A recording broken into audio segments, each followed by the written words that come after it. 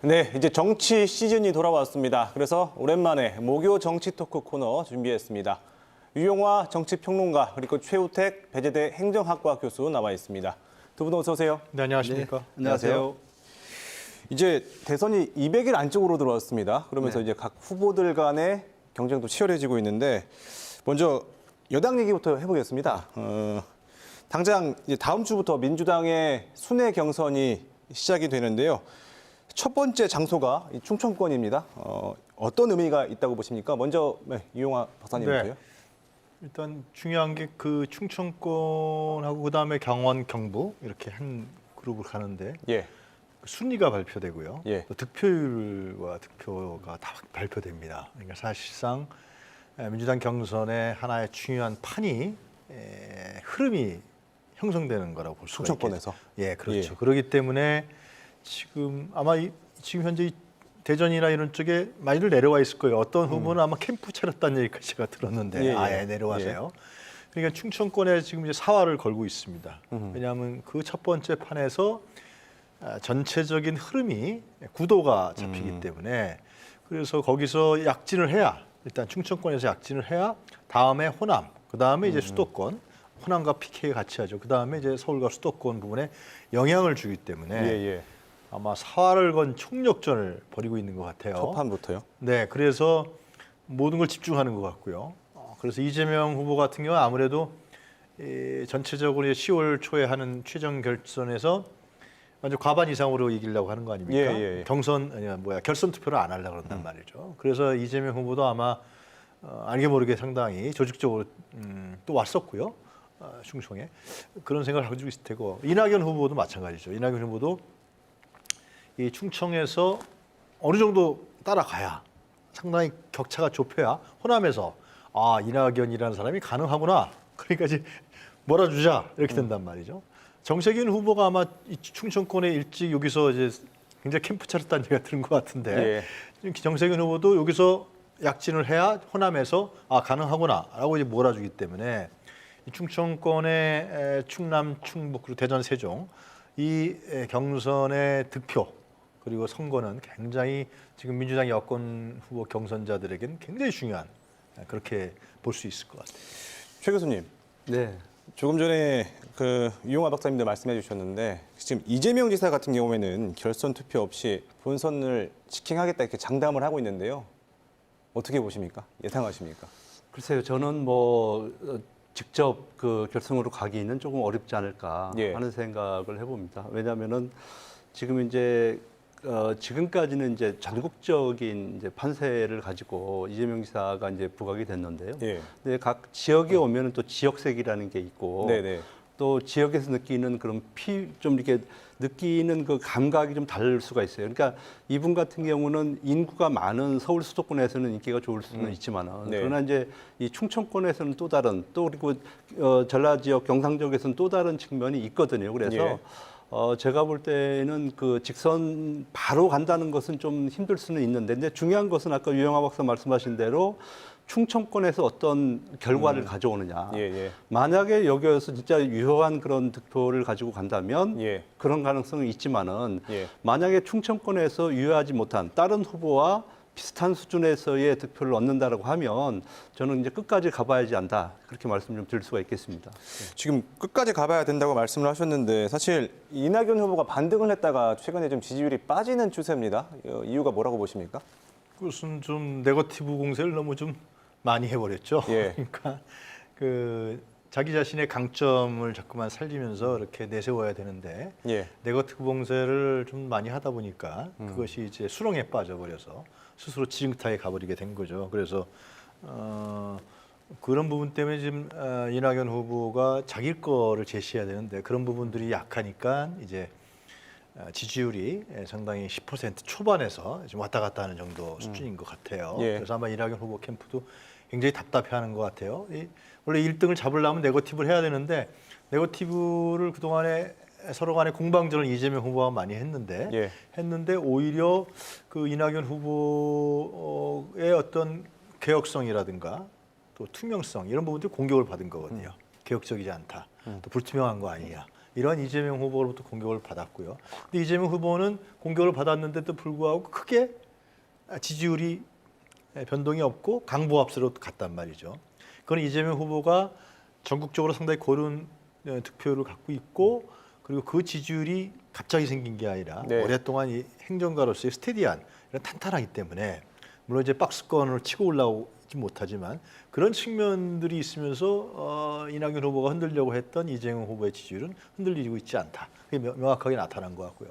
그럼 이제 과연 이낙연 후보가 어떻게 할 것이냐라는 문제가 있는 거죠. 네. 그래서 아까 말씀드린 것 같이 충청권에서 반등해서 이낙연 후보의 강점인 광주 출신이니까 호남에서 좀 올려보자. 현재는 이제 호남에서 이재명 후보가 약간 우세할 겁니다. 지지율상, 예. 여론조사상에서 그런 부분을 업자.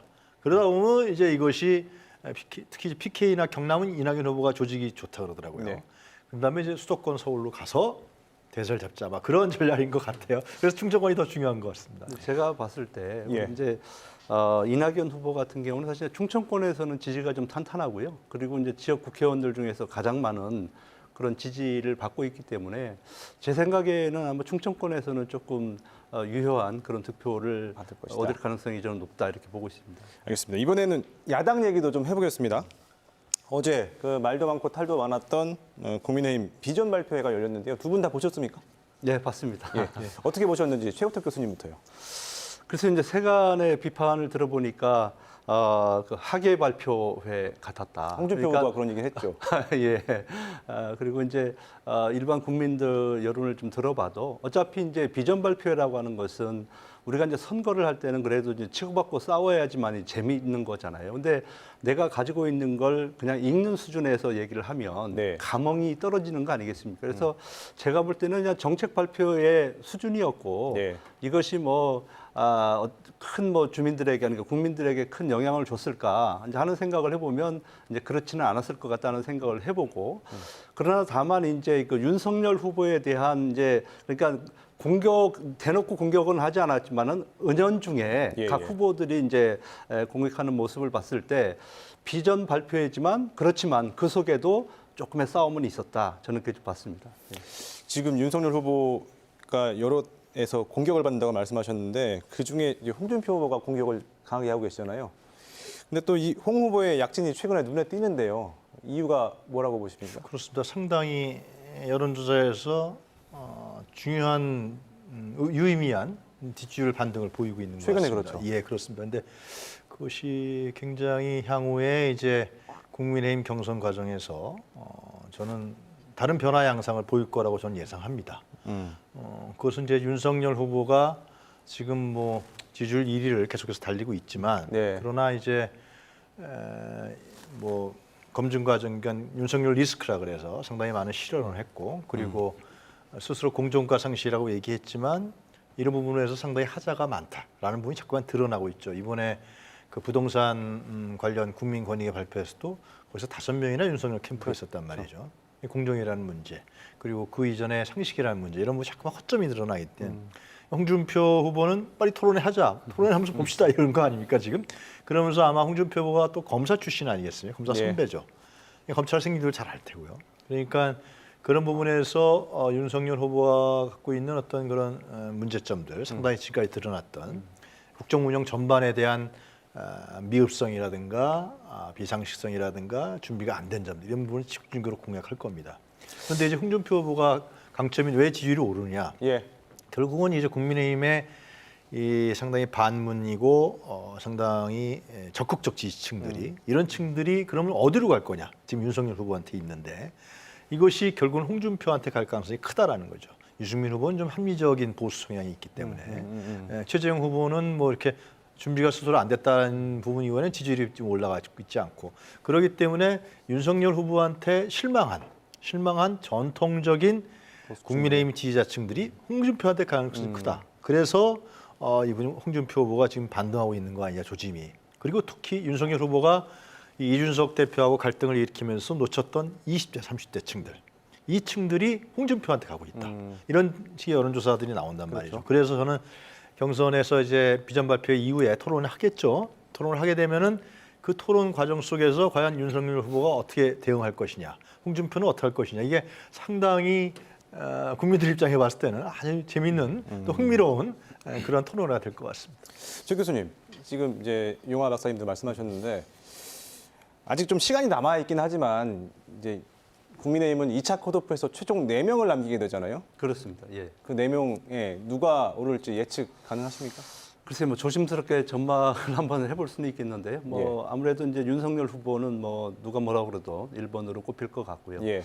나머지 3명. 그다음에 각종 여론조사를 보면 또 최재형 후보도 이제 높게 나타나고 있는 측면이 있기 때문에 어떻게 보면 이제 윤석열과 최재형 이제 신인들의 어떤 경쟁이나 이런 것들도 지금 볼만하게 좀 진행되고 있기 때문에 예. 이제 그런 측면에서 두 분은 뽑힐 것 같고요. 그 다음에 아까 말씀하신 대로 이제 홍준표 후보 같은 경우에는 지금 이제 그 지지율이 높은 이유 중에 하나가 사실은 당 대표와 윤석열 후보의 갈등 여기에 이제 반사 이익을 보신 분이 이제 홍준표 의원이다. 이제 그렇게 볼 수가 있는 거고.